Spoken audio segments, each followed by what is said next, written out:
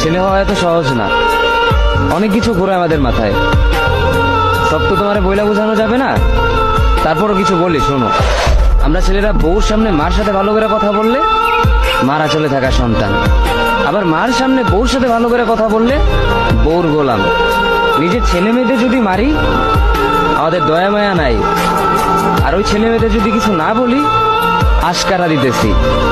নিজের বউরে দিয়া যদি জব করাই সেই ক্ষেত্রে আমি বউর কামাই খাই, আর যদি বউরে দিয়া জব না করাই আমি সন্দেহ করি।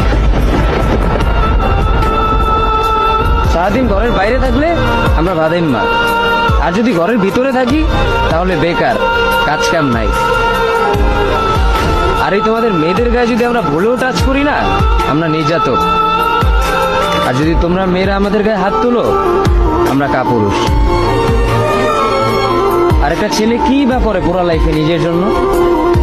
মার ওষুধের থেকে শুরু করে বউ বাচ্চার প্রত্যেকটা সব পালন করার দায়িত্ব একটা পুরুষের। কিন্তু কি লাভ এত কিছু কইরা? দিন শেষে একটা ভুল করলেই সবাই ভুলা যায় যে কে কি করছে তার জন্য।